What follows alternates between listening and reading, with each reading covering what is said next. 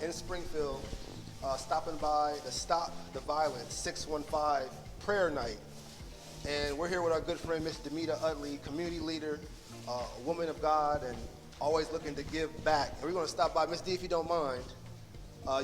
We see you have essentials here as far as not only food, but different things for the house. And then more importantly, offering prayer. And we didn't get a chance to capture some of the footage earlier of you praying with folks coming through the community. But what is the motivation, to not only create Stop the Violence 615, but also just to make sure, and it's cold, it's about 29 to 25 degrees out. Saturday night, folks got a lot of stuff going on, and Miss D, you're here, focusing on doing, God's work. What's the motivation for this prayer night, and also the motivation to create Stop the Violence 615? Well, the Lord has spoke to my heart that the people were looking for hope and help. So what he gave me was to tell the folks that he hadn't forgotten them, but they need to try to remember him. So this is a way showing that God is trying to supply their every need, but also that love covers a multitude of sin. If we show love to this community, maybe we can bring down the crime. Because we had a shooting just the other night, but nobody has died. But people are still carrying guns and people are still shooting. But if we can show love to the families at home when they got a need, maybe, they can speak to their boyfriend or their friend and tell them, well, we ain't doing that now. It's just we've got to open whatever door we can in order to get the word out that violence is not the answer. So if people need things and we can supply their need, maybe they can look a different way and try to do something different if they know somebody cares. So I'm out here tonight because, I care for the community and I know what it's like during the holiday season not to have all that you need. Because I know as I was growing up, my mom would buy a lot of food and Christmas presents, but we wouldn't have the utensils of the house. So that's why I'm out here to make sure that even though they got food to eat, they still got stuff that they can use in their home to keep it clean and make everything and help themselves feel better on that day. How do you get the supplies, first of all? Well, what I did is I made an announcement at my church, which is the City of Faith, and this is the love of the members for the community.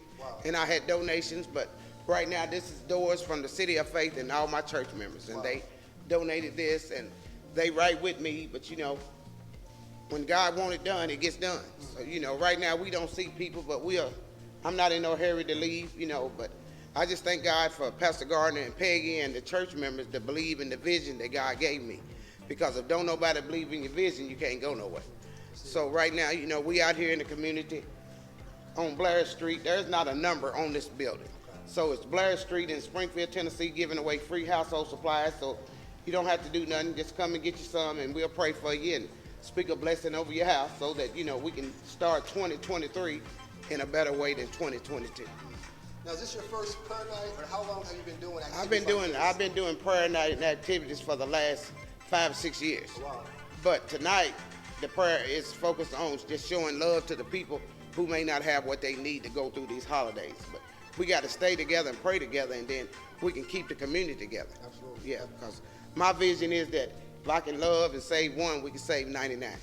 So we just got to do what we got to do to try to reach how we can. And sometimes giving is a good way to reach people and show them that you're thinking about them.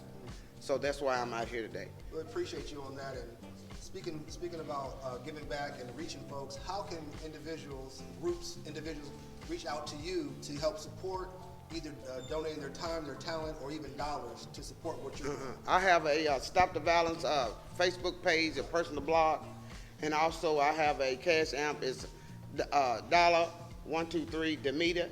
And also I have an email, which is Stop the Violence 615, and I also have a phone number, which is 629-200-9310. But if you come in the city of Springfield and ask for Meatball, everybody will be able to let you know who I am and where I'm at. But I just want to thank Donovan and his family for supporting me, and we're just going to get out here and try to see if we can get some of these supplies given away. That's it.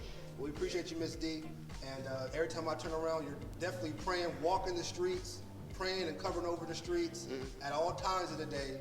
And when you can, I'm always seeing you bringing household essential supplies, food, and we just thank you for what you do. And I know you don't do it for anything other than the glory of God, just being a good neighbor. I mean, you are definitely behind the scene, but especially Robertson County, Springfield, Middle Tennessee overall, make sure you pour into Stop the Violence 615.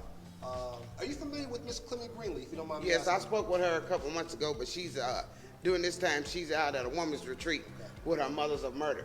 But I'm beginning to speak with her, and we're going to try to get the Mothers of Murder in the city of Springfield, because there's a lot of women who have lost their children who needs a support group.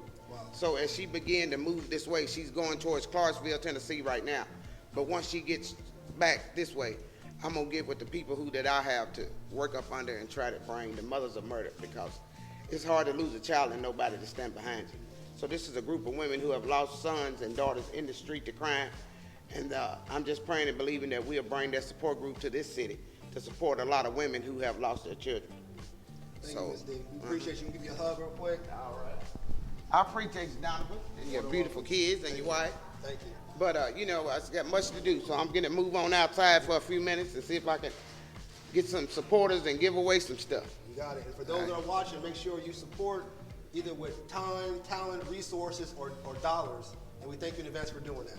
Thanks, Ms. D. Thank you, Donovan, for being here. Welcome.